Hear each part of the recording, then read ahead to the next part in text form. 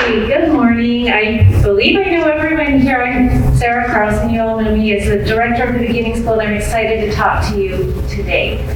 Our parents are used to us doing some of these meetings virtually, so welcome to all the parents who are watching this on YouTube later. I'm really glad that you're able to participate, and we realize that many of you participate that way. And I will say this, for the purposes of recording, it's going to be very natural, very live, so if you hear toilets flushing and you see children walking by, that's just what we do. We are here for your children, and that is the whole purpose. So thank you for coming out on a windy morning. Thank you for coming in person. And I want to just talk to you today about your children. The most important thing to us here at school are your children, and that's why we're here. So I'm going to waste no time in introducing our Dean of Counseling Services. Scott, what is your title? Yeah, it's a Dean of Counseling Service for the beginning school and the lower school.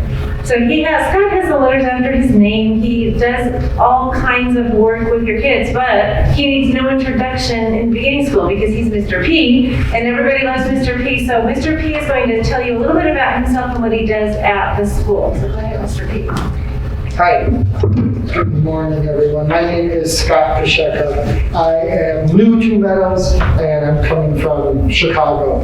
I have a master's degree in clinical counseling, and that degree is a very important one to me. It's allowed me a lot of flexibility in my career, and it's allowed me to work with children in a lot of different settings. I've worked with kids in hospitals. I've worked with kids in a private practice. And about 8 years ago, I landed in schools. I think I chose schools because I think it's one of the most impactful times in a child's life. I'm going to start by talking about that. Whenever I'm doing something new in my life, I'm meeting somebody new, I'm trying a new activity, the first impression that I get of that thing is usually pretty long lasting. And something goes from something I didn't know existed to now I have an experience with it. Those ideas of what it was, they can be adjusted. They will be adjusted, but those first impressions of things, they last. For our kids at your age, at this age, a lot of them, this is their first doses of school. Something that they're going to do for a very long time. Something we're going to ask them to be very engaged with for a long time. So I've told Ms. Carlson, a lot of times I believe this is the most important building in school. I think that the number one thing I want to happen for kids in this building is that they learn a love of learning. When I work with some of our lower school kids, there's a lot of terms that you have to hear me say over and over and over. So I'll give you a little bit of what down here I'm kind of popping in and out of classrooms, working with kids who seem to have a specific need or a specific coping skill I need to teach them. And up there in the lower school, I get to actually teach lessons bi-monthly. I get 2 every single class, twice a month. And I get to teach them something that I think has to do with them as a person, maybe not them as a student as much, but sometimes that too. And I tell the kids all the time up there that there will become a day where there is no parent, there is no teacher, that the responsibility of learning will be in your hands. School ends for a lot of people, but learning shouldn't. And if I learn to love something, it becomes a lifelong passion of mine. And if I learn to hate it, I'm looking forward to the end. So how do we teach a love? First thing I think that is the most important at this age, one thing that I see that is super amazing at this developmental age are children's curiosity. I think kids' curiosity they're like little scientists, and the world is their lab. A lot of times as adults, we ask them to avoid certain experiments because we know the outcome might be undesirable for us. I might see a kid walk by a big juicy mud puddle, and that kid's just thinking, I just want to jump in that thing so bad. And I make him walk around it because I don't want to do the laundry or I don't want to clean it up. But the kid, when he jumps in, he gets a lesson on force, on action and reaction, and it's a little lesson for that. So one big thing that I try to emphasize in this building, which all my colleagues try to emphasize, is this idea of inquiry. This idea of coaching curiosity and asking questions to children rather than telling them what to do. One thing that I say a lot too is that the best students I've ever met do not have all the right answers, but they know how to ask the right questions. That I cannot expect a kid to master the content of the world. That I know inherently in learning, there will become times where you don't know what to do. As a matter of fact, I believe it's actually a requirement of learning is failure. I do not believe I was naturally gifted at anything. Everything that I learned how to do, I first failed. I tried to walk, I failed. I tried to feed myself, missed my mouth, dropped the food. I tried to talk, I tried to spell. Everything I learned how to do, I failed at it. So my focus on education is on the process of learning, on the process of gaining information. Rather than telling kids what I want them to learn, I want them to tell me how they learn. I want to learn about who they are as learners. They will come into situations where they don't know what to do. We still do. I still do. And at that time, this time I don't have a teacher. I have to rely on how I learn and how I've learned to learn new things, and that gets me through. So when I'm working with kids and they're building something out of Legos, and they tell me, this is an airplane, and I look at it and rather than say, well, what about the wings? Maybe if you put the tires down here, I ask them, why? Why did you build it that way? Tell me why you chose the colors you chose. Tell me how you decided how the plane was going to look. I want to hear how they think. I don't want to tell how to think. When someone talks at me all day and tells me what to do, I think as adults we call this micromanagement. It's pretty annoying. It's hard for me to persist with somebody constantly telling me how to think and what to do. So if I aim to teach children to learn to love to learn, I have to learn, like to listen, like to ask questions. I have to make it enjoyable. And I don't think anyone here wants to be overly micromanaged.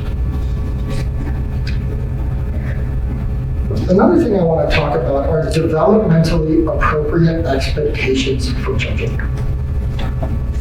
This is a school that prides itself on high academic achievement. Well, I am no one who doesn't believe we should hold kids to this or that. I am no one who believes that we shouldn't hold kids to high standards. I also have to understand how things like perseverance are created and how things like learning happen. I've had situations with parents who tell me things like this is an A and B household, who create expectations of perfection, who create expectations that maybe they themselves did not even meet. I think about the stress this causes on kids. But more importantly, I think about how that's just not a realistic thing. How I, again, have failed at everything I learned how to do. And that if I want to be perseverant, then inherently I have to have struggle. I cannot persevere without challenge. The definition of perseverance is overcoming challenge. So if I take the challenge out of the way of the child, how can they learn how to persevere?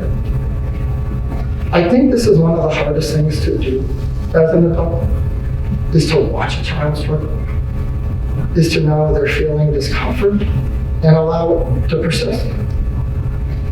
I'm not even a parent quite yet, and I think that if I was my own kid, it would be even more intensely difficult. So I understand that struggle as an adult and the desire to want to help. But as adults, we have to think longer term. We have to see the future that kids can have. And so I have to understand that through these failures, through these challenges, that's where I learned to overcome. That's where I learned to persevere. And I can't deny my child that opportunity. Two more things I want to hit on. A lot of parents often ask me, like, well, what can I do to get my kid ready for the next building? How do I get my kid ready for lower school? And a lot of times I'll hear academics say, well, why should I practice reading? Should I practice this? Should I'm not someone who's against content. But before I can teach a child what to learn, I have to teach them how to learn.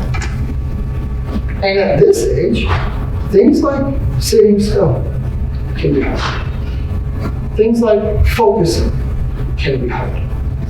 Things like doing non-preferred activities can be hard. A lot of the kids in this building, this is their first shot at school. That before, they were at home and they were allowed to go play in their room with whatever they want, and now we're asking you to sit down and do something that maybe you don't want to.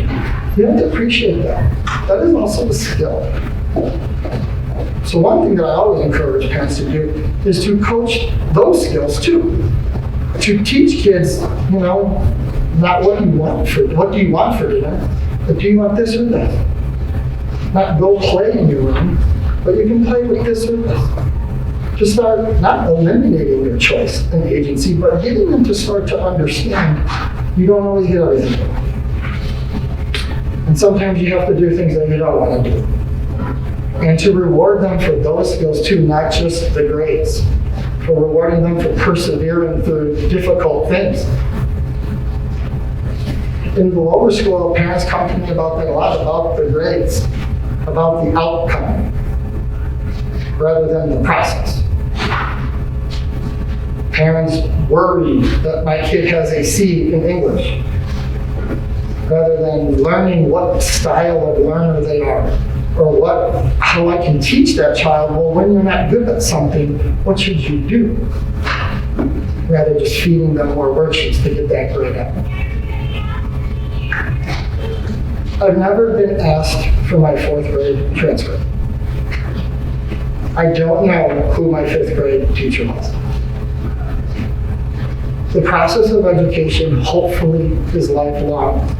So therefore, we should focus on the process, not the outcome. People bloom at different ages.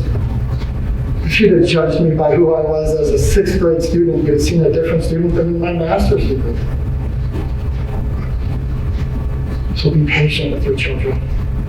Understand this is their introduction to something that is hopefully lifelong, and teach them to love it and learn who they are as learners rather than telling them who to be. The last thing I want to talk about is a big thing in this building, and those are big emotions. There's a lot of feels in here. At this age, kids melt down. I think we've all been on the playground and seen the kid with the meltdown and the mom dragging the kid, and they're like, oh my gosh, I know I've been there. This is uncomfortable for us. In public, in private, kids having big emotion creates frustration for us. I'm not going to tell you let your kid throw a stapler across the room, but we have to understand that developmentally they're not in control of their emotions, that this is also a skill that they're learning. And having emotions is part of who they are. So rule number 1 with children is you are not allowed to take something away without giving them something else, a replacement behavior.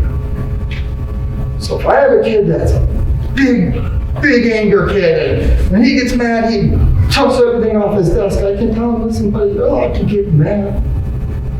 But you can't do that. That's unsafe. So here's what you can do. Here's a little tent in the corner of your room with some calm down items. When you feel that anger, go in there.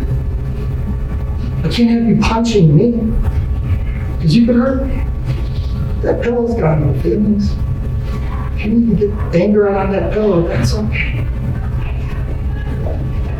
We have to teach kids how to be themselves and how to feel comfortable. So that's something I'm still working on. So certainly I don't try to have expectations of a child that I don't have of myself. I don't think any parent in this room wouldn't want their kid to be happy. So I just hope that before we start coaching our kids as students, we coach them as children first. That we allow them the space to have their big emotions, to be frustrated, that we learn their learning styles that they don't even know yet, and that we have a lot of patience for them. Because like I said, kids bloom at a lot of different age. And if we're patient with the process and we understand that what we're asking you to do is the rest of your life, then there's no rush. I want to say thank you to everyone who I've met already. I feel very welcomed in this community. It's very important to me. Community is very important to me. I believe a school is the center of a community. And if that community is not in contact with one another, then we might as well be strangers. So on that note, my door is always open, my email is open. If there's anything ever, just a question that you think I might be of some support to you, please don't hesitate to contact me. Thank you. Does anyone have any questions now? And I will put this out there because I know we're recording this and many of you will be watching this later. Please feel free to reach out to me directly or to Mr. P directly or to your child's teacher with questions, or if you need ideas, or if you have frustrations you want to help, have us help you manage, whether that's related to school or how we have that school parent partnership. Please reach out directly. Does anyone have any questions? Because I'm going to have one if you don't, so feel free. I do. At this age, Eva is doing the line thing. Like when Regina and Viva fight, and then I see Regina, Viva retaliate and like hit her, and I'll say, I saw you. No, you didn't. So that's like, I don't know how to address the line because it's that, she's 3. So I don't know if anybody else has this problem, but I'm sure everyone does. I'm sure everyone does.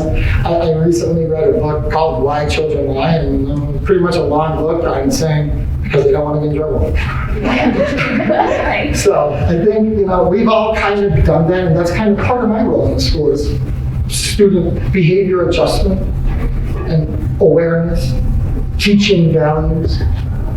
I mean, I would be lying to you if I got pulled over by the police officer and asked me how fast I was going, I might shave a few numbers off of there. So the first thing I don't do is shame them.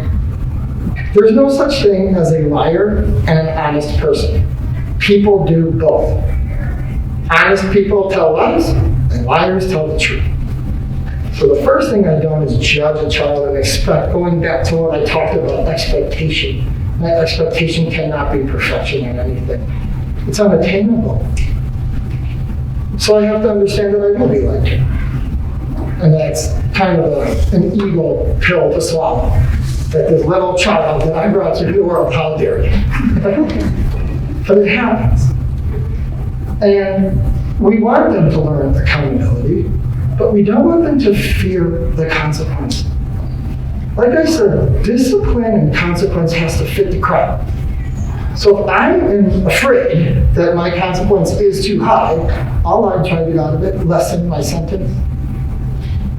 So another way I teach accountability to some of your kids and kids I work with is getting them to understand that discipline is progressive.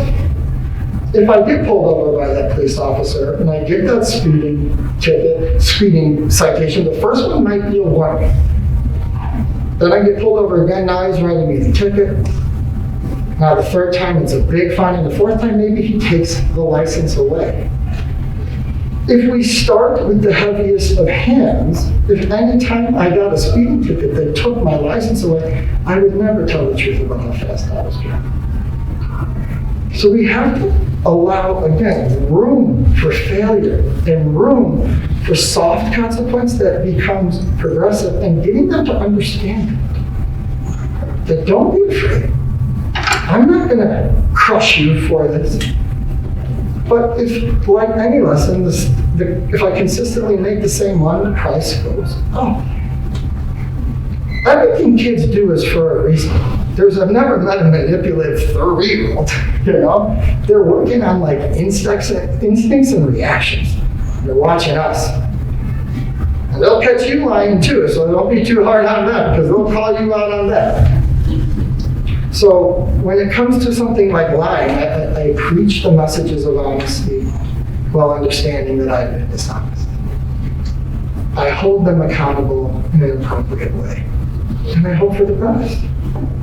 I think the number one job of us adults with young children, with all children, is to create a pathway to clear and honest communication. To say, you're allowed to fail in front of me, and I'm here with you. Because if I feel that any mistake I make is going to get the book thrown at me, I'm going to dodge you at my lowest moments. And that's when kids need us the most. And thank you for the question, and thank you, Mr. P, for just really great insight on that. And I really love that you said you read a whole big book about it, and it basically said they lie so they don't get in trouble. They lie at school all the time. They will tell untruths, and our job as adults is to create a safe environment for them to learn. So that's a safe environment to take that academic risk, to take that behavioral risk, to learn where they're coming from. So very often parents will say, okay, my child's hiding something from me, lying. So this is what we see a lot. They're not going to show you that paper. And when we talk about children and talking about problem solving, like one of the big problems I had in my classroom earlier this year was a child who literally had a meltdown, because they have meltdowns, as Mr. P acknowledged, but he didn't need to tell you that. You have children, you know this, they have meltdowns. Child couldn't make a pointy letter V. Really upset and really a meltdown. So I know his parents were not going to throw the book at him because he couldn't make that V, but he felt like he didn't want to take that home. He didn't want to let anyone know that he couldn't do it. So they don't tell the truth about that. We need to be careful as teachers. One of the things that if you have a child who's having problems interpersonally with children, my job is to protect your child from becoming the scapegoat. My job is to protect your child from getting a label. So your children don't tell you the truth. Does that make them a liar? That's a label. That's harsh. That hurts. That's hurtful. You don't label a child. You don't want to label a person. If you wanted to label me by the worst thing I ever did, you would consider me the most horrible person ever. We don't want to be identified and known by the mistakes we make or by maybe our worst quality. So this is something we often see too with labeling things like children will come and say, I'm bad. You're not bad. And superheroes are really popular at this age. So sometimes I'll say to a child, no, you're one of the good guys. You know, we love talking about superheroes. You're a good guy. That might have been a bad choice. That was a bad choice. That wasn't what you should have done. But we really need to be careful about labeling, because then your child will just see. So like at home, if your girls are doing something and they're lying about it, I have children, they lie. One of them wrote with green crayon all over the floor to be like Steve from Blue's Clues. And he said, oh, my brother did it. Oh, no, your brother's like twice your height. No, he didn't do that, but we talked about it. And then the next time we talked about how to clean that up, so that what Mr. P said about being progressive. We know that children are going to lie because they don't want you to see something. They try to hide it. But I praise children for talking to you about it. I will say, you know what, you have a problem. So I might say to Viva, if she has a problem at school, Viva, you talk to your mom about that problem. I'm so proud of you. Your mom can help you with that. Your mom wants to help you with that. Or talk to your teacher about that problem. Any other questions or anything your child is, any problems your child is having that you want to bring I'll it? say one more thing about Sure. lying. I think that when we catch kids lying, we hold them accountable for it. But when we catch them telling the truth, it's just kind of what they're expected to do. Kids want to please you. They want to make you happy. So when you tell me the truth, I give you a big reward for it. Not something physical. Give you a piece of candy or $1. I just tell you how proud that makes me of you. How hard of a choice I know that is. That you could have lied to it because you were worried about getting in trouble and you chose to tell me the truth. Thank you. I thank children all the time for being honest. When you do a choice that builds our relationship, you deserve recognition. This is a two-way street between me and a child. I have to earn the trust of that child the way they have earned mine, even if I'm mom or dad. So when you are talking about something like honesty, make sure that when they meet the expectation, they're made aware and not just told when they didn't. Any other questions before we move on a little bit? And please reach out if you have questions about anything that's going on in school. I would much rather have you call the office, call me, email me, call the teacher than stew about something that's bothering you. Just to kind of talk a little bit about expectations. My visual aids today love my great big electronic board, but I think if you get down to it, children make things with their hands, and I have two sides of this board for kind of a reason. So some of the work that we expect children to do, and some of their expectations of themselves is it has to look like the teacher sample, it has to be perfect. Now obviously if we're teaching you how to write letter A, or we're teaching you how to write number 7, it has to look a certain way. If we're trying to teach a skill, we want you to try your best to make it look a certain way. So these are some examples. So this is the life cycle of a pumpkin. Okay, this is directed drawing. We don't expect any child to say, here, draw the life cycle of a pumpkin. But sometimes we do. But this is the type of assignment that can give children frustration. It starts with seeds. They grow, they grow roots, and then they blossom, and sometime after they blossom, they're going to grow the fruit. So this is actually a science lesson done with directed drawing. It's teaching a lot of things. This can bring children to tears. If the expectation is that yours has to look perfect, and it has to look just like mine, and it has to be exactly a certain way, because not every child can do that. We praise the effort. But this is something that is directed by a child. This is not a child-chosen activity. Now, how are they really learning about life cycles of plants? They're learning it by doing it. They're learning it. We might watch time-lapse videos of how a pumpkin grows. They planted a garden, and thank you to all the parents who came and helped us do that. We're now seeing sprouts growing. They get overwatered, they get overloved, but every day those kids are going out there to look at the fruits of their labors. They're learning about this, so they're learning hands-on. But if you said to a child, draw the pumpkin life cycle, take a step back and ask what they drew. And I'm going to turn my board on in just a minute. This is a lesson. This is a history lesson. This is Christopher Columbus. He had 3 ships. They sailed. This is directed by a teacher. This can also bring children to frustration and tears if the expectation is you have to do it just like I did. This is directed. This is different from just coming up with what you want to do on your own. They love to use paint. I encourage every family to, if you don't have one already, have an art table, have an art box, have something to do where they can get messy. If your tolerance for mess is such that it has to move onto your patio, so be it. Give them a chance. But again, this is assigned by a teacher. They got to choose their colors. But I'm going to turn this board around.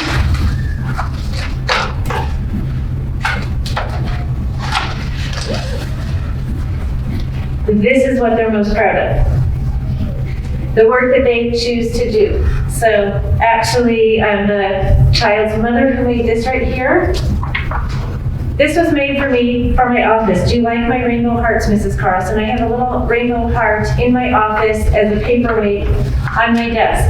I've been taking children on somewhat guided tours of my office because they don't know what this building looks like and where do you work, Mrs. Carlson? So we go in there. This child made this for me to hang in my office. This was made outside.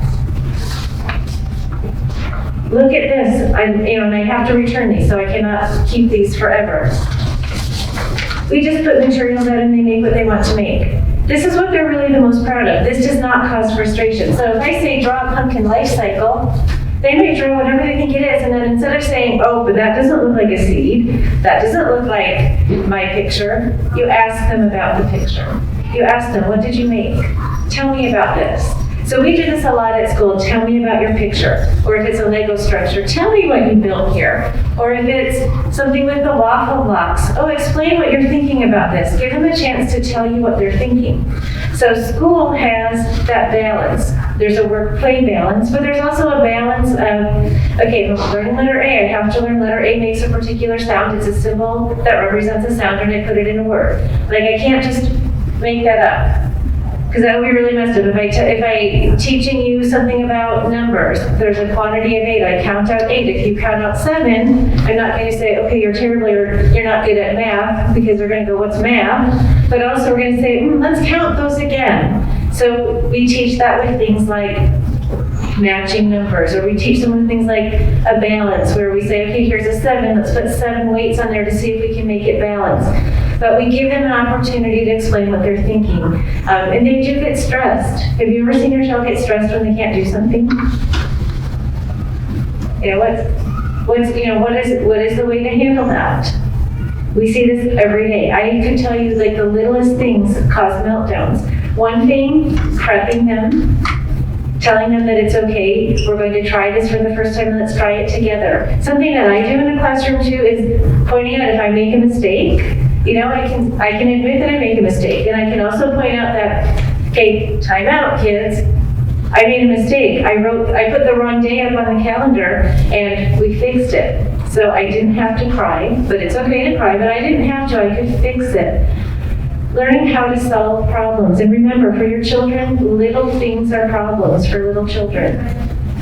Scott, do you have any insight on when they have a problem? How can they?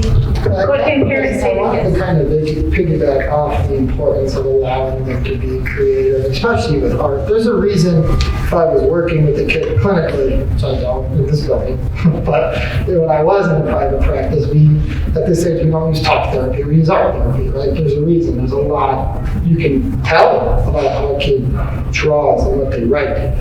And they can often tell us a lot more through their drawings. I mean, there is things I teach in the lower school are how inexact words are. That there is a gap between my thought and my language. That I can say the word tree and tell you all to close your eyes and picture a tree and you know what I'm talking about. But maybe I'm looking at a palm tree. Or looking at, oh, she's around. So we allow them to express their knowledge and demonstrate their knowledge in different ways. That's throughout their whole education. We have to do that. Imagine if we told them how to do things all the time. If the world worked in a way where the way we do things just never changed. We made it that far. Somebody probably in the medical field, I see, looks like you are back there, doctor. I'm sure things have changed a lot in your career. Yes. The knowledge that we had, the perfect ways that we did it, we found better. So I don't tell a child how to do something. I listen to how they're showing me they do it. Kids have different learning styles. My job as a teacher and as an adult is to learn what way you learn. Not to get on board with me. This is how we do it here. That would work for very few kids. What kind of teacher would I be if I could only reach the kids that learn the way that I teach? So when it comes to this kind of stuff, ask the questions. Focus on the process and not the outcome. There is no end game in education. I hope you don't reach the end of your degree and say, okay, I'm done learning. I go to things like professional developments all the time. I read books because I want to keep learning. And what was your question for me, Carlson? I go on tangents a So little bit. when their children, when you see your child just getting so frustrated with something, Yeah. what's a reaction that is helpful versus a reaction that is not as helpful to your child? Like I said, I think the way I coach this with all of our teachers do this too, and Dr. Withy's a genius. I want to give her a shout out back there. If you ever have any questions about this, she's kind of a guru. So there's certain anticipated outcomes that I know. I can expect things. If I'm teaching a kid to learn, I can understand you're probably going to get frustrated. I can remember like throwing a math book across the room in high school because of this algebra 2 was just beyond me. It just was. I knew I had to learn. So a way that I work with them is I'm like a primer, right? So I explain to a child, what's frustration? Tell me what you think of that. Show me what your body does when you get frustrated. Is your hand clenched? Do you hit the table? You start to look around the room because you're distracted? I call them body clues. So they can start cognitively, I don't get the child can be like, I'm probably going to get frustrated. Not yet. But here I can notice my body. Okay, when your body does this, Tell me a couple things that make you feel calm. Okay, your body did this. Now, teach me what I should do to be calm. I'll act it out for them. Okay, I'm frustrated. What should I do? Well, Mr. P, maybe take a deep breath. Mr. P, maybe go over there for a walk. Maybe take a break. Okay, take a break. Now what? Okay, now you can try to work again. They said like Muhammad Ali and Michael Jordan like envisioned the whole game before they played it. In that way, they were never surprised once the whistle blew. We can do this for our kids. We've been through school. We know kind of the things that are going to come up. We know if we go to the playground, things that might come up, sharing things that might come up, friends saying something, I introduce it to them, I role play it with them, and then when it's game time, they have something to fall back on. I hear things a lot like, well, you should know this by now, he's 5. I know 10-year-old adults and I know 50-year-old children. Your age does not, what's the Abraham Lincoln quote? It's not the years in your life, it's the life in your years, right? Our experiences are what teach us. So if I haven't explicitly taught a child a skill, I don't have a right to expect you to have it. So if you want a kid to learn how to deal with frustration, give them a lesson in coping skills.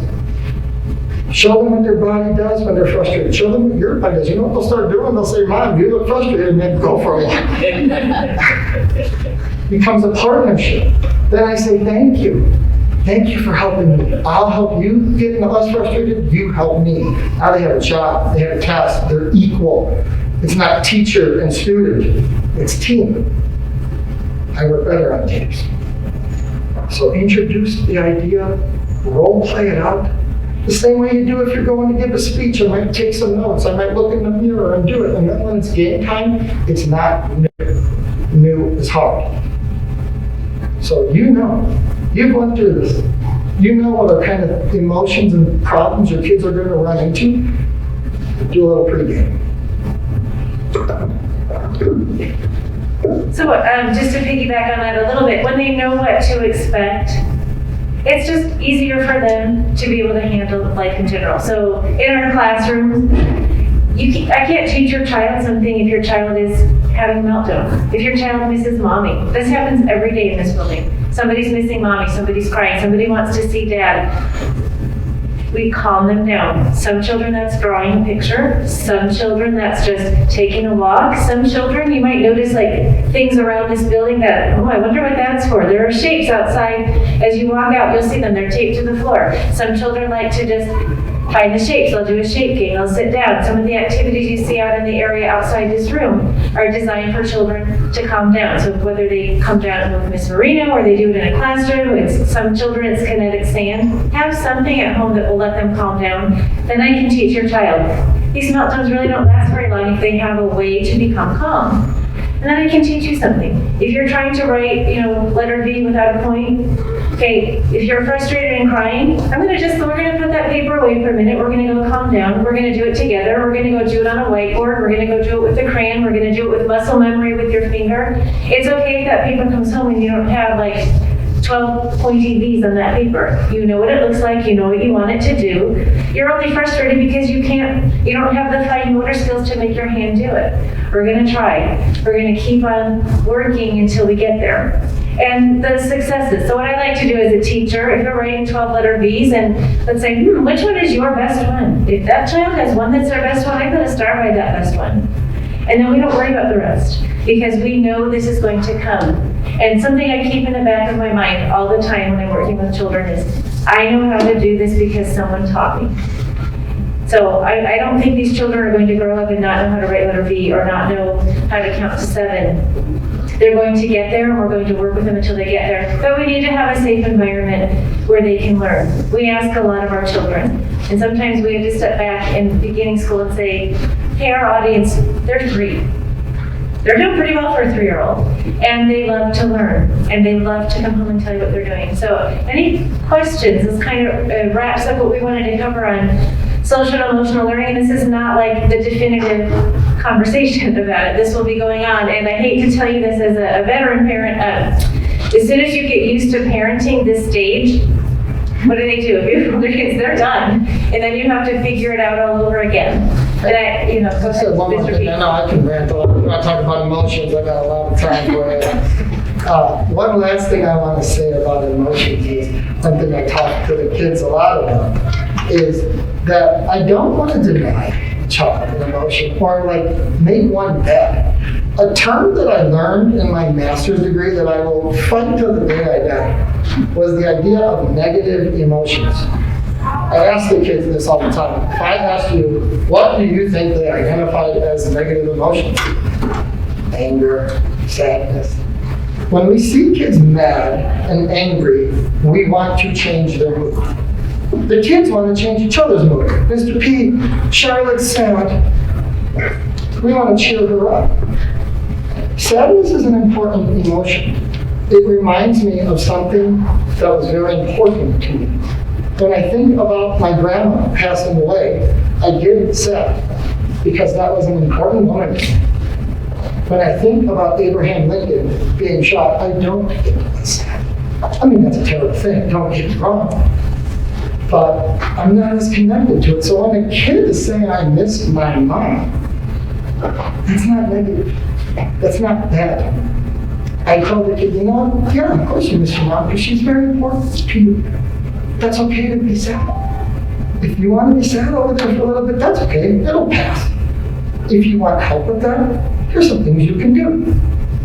But I don't teach them to not be sad or not get angry. If someone punches me in the face, I'm going to be angry, and that's okay. So the last thing I want to say about emotions is don't deny them any of them. Whether you are a person who believes in evolution or something spiritual, you got to believe that everything that's in your body is there for a reason. And your emotions are no exemption to that. That when they're having those emotions, they're valid, they're for a reason, and I don't need to change your mood. Teach you how to cope with it if you like. Sometimes just being sad and crying out helps me release. It's part of my process of moving on. It's crying. So don't be too quick to change their mood. Let them sit there, because they will have sadness, they will have anger, and that's okay. Thank you, Mr. B. Yes, question? Do you recommend letting them stay in the situation or removing them? You know, like we have an area that our neighborhood kids play, and when Stella starts having a meltdown, I never know, should I keep her there and let her work through it in front of people, or do I take her in the house and like... These are things that I would work on ahead of time, right? Like I would walk her through, like I said, Jordan visualizing the game. You know, we know that sometimes at the playground you might run into a problem. You might not want to leave. When it's time to go is when I think I see the most meltdowns is transitions from a preferred activity to a non-preferred activity. You're taking something I really like and telling me I gotta do something I don't want to. So I talked to them about it. What do you think would help you? Do you think a countdown? Something in the car to make you feel comfortable? And then when I'm practicing things like this at home, which there's a million opportunities to do, right? I have to stop playing with my toy and clean it up. I have to get dressed and go to school. I have to stop hanging out with my sister and come for the grocery shopping. I reward them verbally with that. You did an awesome job. You're learning that skill. You stopped doing something that you wanted to do and you did something you don't want to. That's very important. And I give them some choice pregame of when I know this is a situation my child keeps running into. Let me give them some ownership. That is essentially what we want, right? We want independent children. If I do it all for them, what happens when I'm not there? So I plan with them. I walk them through. I play the role of the child. I don't want to leave the playground. What would you do for me? Even if you don't dare me to come up with the coping mechanism, but play it out and see what they do. Most likely, they'll do what they would want you to do. So come up with a plan with them. Let them, like Ms. Carlson said, know the expectation, know the structure of it, and then when they accomplish it, reward them. Again, do not expect perfection. That's not fair. Don't ever expect perfection in anything, in any place. It's just not realistic. And I think too, as far as removing them from a situation, they need to have a place to go that's safe, whether that's going back to the house or just coming to you or just expressing to you what they need and encouraging them to talk to you, whether that's about in school, whether that's about an academics situation or whether that's an interpersonal situation. Encourage them to talk to you and help them find those words, help them find those terms. Because, we can go from I'm just mad to identifying, am I angry, am I scared, am I frustrated, am I embarrassed? So then we can start identifying those and working with kids. The thing that they are most excited about right now is Halloween. That is coming up. Some of them are frustrated that it is still a few weeks away. So I would encourage you to please ask any questions regarding any of these topics to any of us on staff. We are here to help you. Mrs. Gizmondi is a good sounding board. If you have a general topic to give her, she can help also direct you to the right person. You will all be getting invited to our Halloween celebration on the 28th, which is the day of our trunk or treat. Your children have been talking about that. I'm sure you've been hearing about Halloween. So we will be having an all-school activity in the afternoon. If you saw on our weekly memo, just information for parents, if you have a half-day morning student, your child is invited to bring a lunch and stay for the day. I have my two substitutes engaged for that day to accommodate the extra children so they can enjoy. If your child just really needs to go home and have a nap and come back, you may bring your child back about 1 o'clock for that celebration. And you'll be able to watch them outside the building, walk up in their costumes and walk back out to our playground, and we have a special surprise performance for you out on our playground before we come in to do dismissal. So it's a hot topic around here, but we want you to know you are all invited to do that because here's my deflection too. If somebody's like really getting upset, you can, oh, what are you going to be for Halloween? And sometimes that question is something they want to talk about is really helpful. It's been wonderful to see parents at the activities we've had at the pancake breakfast, at our welcome barbecue, at our planting day, at our football games. It's been really lovely to see all of you on campus, and so hopefully we'll be able to continue having activities where parents can come and join us because we are partners and that's what we want to do. So a special thank you to Mr. P. It's really hard for me to call him even Scott or Mr. Pasieka because he's Mr. P and the kids know him and really appreciate him and we enjoy having him here. Thank you for your time today. Thank you for those who will be watching us later and have a great day.